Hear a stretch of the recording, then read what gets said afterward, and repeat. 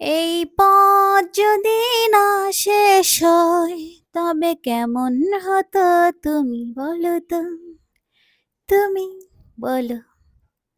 লা লা লা লা লা লা। যদি পৃথিবীটা স্বপ্নের দেশ হয় তবে কেমন হতো তুমি বলো তো, তুমি বলো। আসসালামু আলাইকুম, দিস ইজ সালমা ছিয়ার। আজকে ভয়কে জয় করে নিয়ে আসলাম যমুনা সেতু।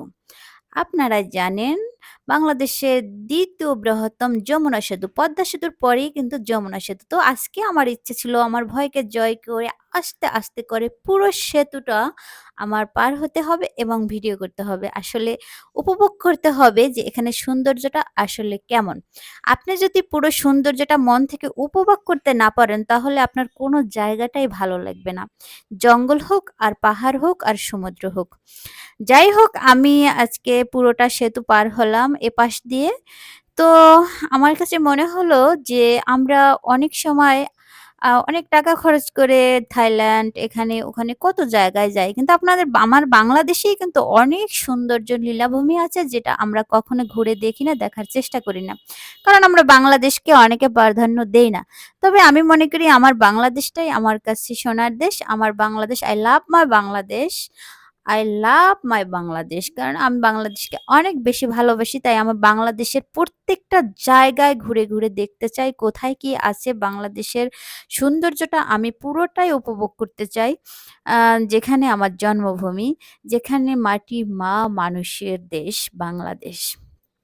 তো আমি দেখেন এপাশ থেকে ঘুরে এপাশে আমি স্টেশন দিয়ে ওপাশ থেকে ঘুরে যেহেতু আসছি সেহেতু ওপাশ থেকে যাওয়ার মতো রাস্তা আমাদের নেই। তাই আমি আবার ঘুরে এপাশ থেকেই চলে এলাম। তো এই যে যমুনা সেতুর সাইডে একটা পার্কও ছিল, সেখানেও আমি গিয়েছিলাম। তো সে পার্কে গিয়ে উম উম তেমন একটা ভালো লাগেনি। কারণ ওখানে ৫০, ৳১০০ নিয়েছিল। ভেবেছিলাম যে আ ওখানে মনে হয় যে কিরকম যে জায়গাটা বোধহয় অনেক ভালো কিংবা খুব সিনিয়ারি না, জঙ্গলের ভিতরে দেখি শুধু জনে, জনে ছেলেমেয়ে কথা বলতেছে। মানে খুবই ভয়ংকর একটা অবস্থা। তা তো আপনারা জানেনই বাংলাদেশে বর্তমান যে ছেলেমেয়েদের সিচুয়েশন, আ ওই সিচুয়েশন এ আসলে এরা কথা বলে কিন্তু আমাদের আরো বেশি লজ্জা করে। তো ওখান থেকে তাড়াতাড়ি করে বের হয়ে আসলাম। ভাবলাম টাকাটাই লস হয়ে গেল।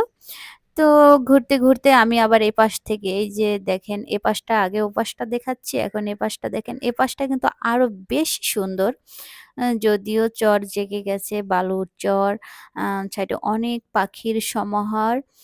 তো আ এই যমুনা নদীতে হয়তো বৃষ্টি হলে আস্তে, আস্তে পানিতে ভরে যায়। তখন আরো বেশি সুন্দর লাগে। এই দেখেন চরগুলো কত সুন্দর মানে জেগে গেছে। মনে হচ্ছে যে এত ভালো লাগে। তো পিছন থেকে অনেক গাড়ি আমাকে ছিটিয়েও দিচ্ছিল।